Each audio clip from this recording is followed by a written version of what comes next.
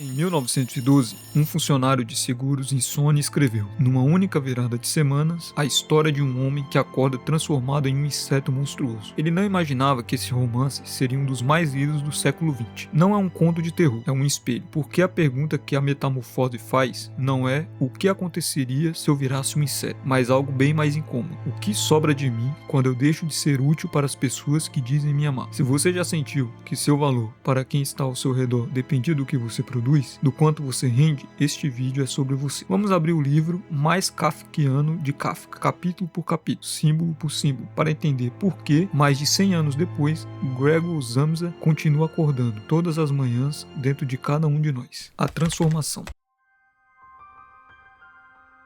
O livro abre com uma das frases mais citadas da literatura ocidental. Gregor Samsa acorda de sonhos perturbadores e se descobre transformado, em sua cama, num inseto monstruoso. Não há explicação, não há causa, não há choque narrativo prolongado. Kafka trata o absurdo com a mesma frieza burocrática de um relatório. É essa naturalidade no extraordinário que torna o texto tão perturbador. E aqui está o primeiro grande golpe do Djinn. A primeira preocupação de Gregor não é com o seu próprio corpo monstruoso, é com o trabalho. Ele se pergunta como vai pegar o trem, como vai explicar o atraso ao chefe, como a empresa vai reagir. Gregor é caixeiro viajante há anos, sustentando sozinho os pais e a irmã mais nova, Gretchen, depois que o negócio do pai faliu. Sua identidade inteira está fundida à função que exerce. Ele só pensa em si mesmo como engrenagem produtiva, mesmo no instante mais radical de sua existência. Quando o gerente da empresa vai até a casa da família cobrar satisfações pelo atraso inédito de Gregor, a cena se transforma em comédia trágica. A família tenta abafar o escândalo, o gerente recua horrorizado ao ver a criatura, e o pai, até então uma figura debilitada e dependente, reage com uma violência física surpreendente, empurrando o filho de volta ao quarto com um jornal e uma bengala, ferindo-o levemente na lateral do corpo ao bater a porta. Esse primeiro capítulo já estabelece o tom do livro inteiro. O monstro não é exatamente Gregor, é a engrenagem social ao redor dele, que não sabe lidar com algo ou alguém que parou de ser produtivo. O isolamento de Gregor. No segundo capítulo, a família começa a se reorganizar em torno da nova realidade. É a irmã Gretchen quem assume o papel de cuidadora. Leva comida ao quarto, observa que Gregor agora prefere restos de comida estragada à comida fresca e tenta, à sua maneira, preservar algum vínculo com o irmão. Por um tempo, Gretchen é o único elo de humanidade que resta a Gregor. Gregor, por sua vez, começa a se adaptar fisicamente. Aprende a se locomover pelas paredes e pelo teto. Descobre uma espécie de prazer físico nesse novo modo de existência, mas psicologicamente ele continua absolutamente humano, preocupado com a família, com as dívidas, com o que pensam dele, escutando atrás das portas as conversas sobre dinheiro que agora o exclui como um provedor. Um dos momentos mais simbólicos do livro acontece quando Gretchen e a mãe decidem retirar os móveis do quarto de Gregor para dar mais espaço à sua nova forma de se locomover. A mãe hesita. Para ela, manter os móveis significa manter viva a esperança de que Gregor volte ao normal. Gregor, desesperado ao ver o quarto sendo esvaziado, se agarra fisicamente a um quadro na parede, a imagem emoldurada de uma mulher vestida de peles, o último objeto de prazer estético e desejo humano que lhe resta. É nesse instante de tentativa de preservar algo de si que o pai retorna inesperadamente. Ele havia conseguido um novo emprego como mensageiro de banco, e ao ver o filho fora do quarto, entra em fúria, pega maçãs de uma fruteira e começa a arremessá-las contra Gregor. Uma delas se aloja em suas costas, causando um ferimento que nunca vai cicatrizar de verdade e que vai supurar e enfraquecer Gregor pelo resto do livro. A maçã cravada no corpo do filho não é só uma lesão física, é a marca permanente da violência paterna, e para muitos críticos uma referência quase bíblica à expulsão e à culpa original.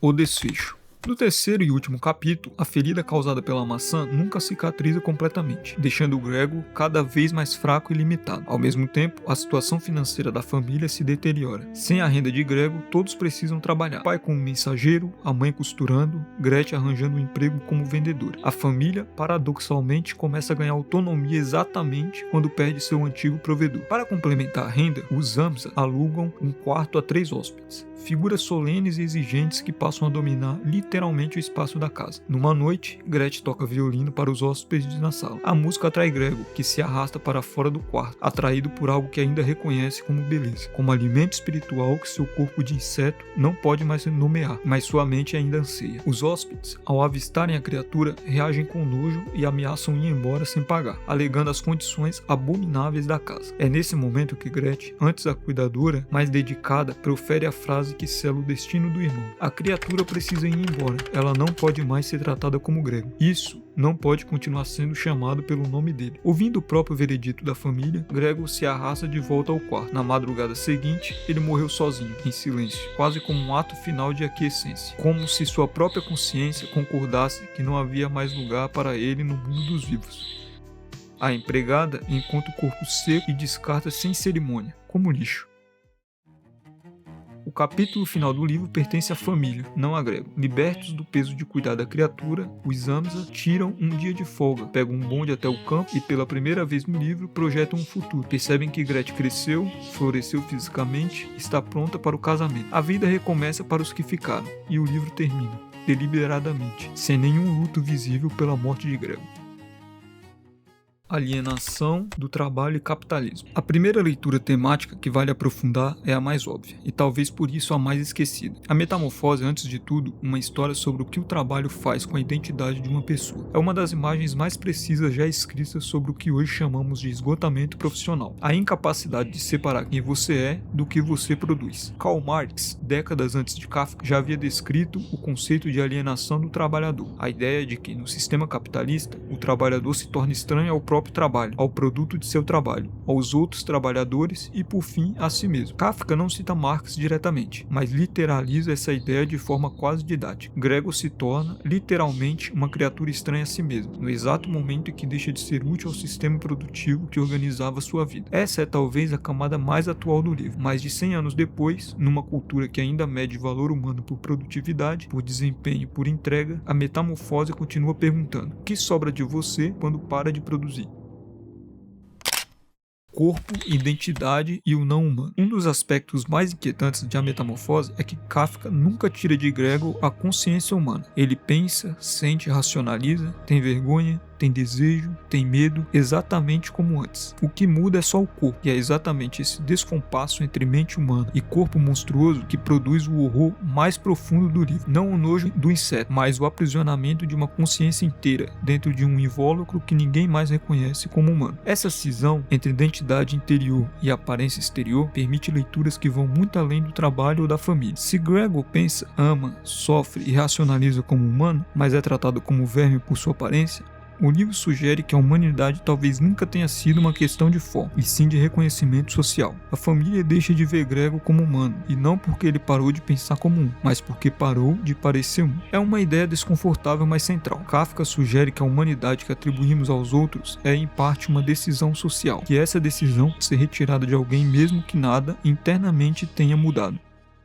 Leituras filosóficas: absurdo, existencialismo, psicanálise e marxismo. A Metamorfose é um daqueles raros textos capazes de sustentar múltiplas escolas de interpretação ao mesmo tempo, sem que nenhuma delas esgote o livro. A primeira é a leitura do absurdo. Albert Camus, no ensaio O Mito de Sísifo, dedica um apêndice à obra de Kafka, identificando nela uma das expressões mais puras do que ele chama de absurdo: o confronto entre a necessidade humana de sentido e o silêncio indiferente do universo diante dessa necessidade. Gregor nunca recebe uma explicação para sua transformação, e essa ausência de causa é, para os leitores absurdistas, o próprio ponto. O universo de Kafka não é cruel por maldade, é cruel por indiferença. A segunda é a leitura existencialista. Próxima, mas não idêntica à anterior, o foco aqui está em como Gregor reage à condição imposta a ele, sua tentativa de continuar agindo, pensando, se preocupando com os outros, mesmo dentro de uma situação que ele não escolheu e não pode mudar. Há uma dignidade silenciosa nisso, mesmo que o desfecho seja trágico. A terceira é a leitura psicanalítica, que enxerga no livro um drama familiar reprimido tornado literal, a tensão edipiana entre pai e filho, a culpa inconsciente, o desejo de punição. Sob essa ótica, o inseto seria menos uma transformação externa e mais a materialização de conflitos internos que a família Amsa jamais conseguiu verbalizar. E a quarta é a leitura marxista, que já adiantamos antes, a ideia de que Gregor representa o trabalhador reduzido à sua função econômica, descartável assim que deixa de produzir valor, uma crítica contundente à forma como o capitalismo industrial trata a força de trabalho como mercadoria substituível. Nenhuma dessas leituras anula a outra, pelo contrário, é justamente a capacidade do texto de sustentar interpretações tão diferentes, sem contradição interna, que faz de A Metamorfose um texto mais estudado da literatura moderna, porque o livro ainda importa. Voltando à pergunta que abriu este vídeo, o que sobra de você quando você para de ser útil para as pessoas que dizem te amar? A Metamorfose não responde essa pergunta com conforto, ela responde com um espelho desconfortável, onde a maior parte de nós, em algum momento da vida, por doença, por exaustão, por simples envelhecimento, vai se reconhecer do lado de Gregor e não do lado da família. Vivemos numa cultura que ainda mede valor humano por produtividade, por desempenho, por entrega constante. Trabalhadores são descartados quando deixam de ser rentáveis. Relações inteiras às vezes parecem sustentadas mais por utilidade mútua do que por afeto incondicional. Kafka não inventou esse mecanismo, ele só teve a coragem ou a lucidez sombria de escrevê-lo sem disfarce, sem redenção fácil, sem mensagem reconfortante no final. Talvez o detalhe mais perturbador do livro não seja o inseto, seja a banalidade com que a família o abandona, sem ódio explícito, sem grandes gritos, apenas o desgaste silencioso e administrativo de quem decide, aos poucos, que já não vale mais a pena cuidar. É por isso que, mais de 100 anos depois de escrito, a metamorfose continua incomodando. Não porque fala sobre um homem que virou inseto, mas porque fala sobre todos nós, e sobre o medo, talvez universal, de um dia acordar e descobrir que paramos de importar para quem achávamos que nos amava incondicionalmente.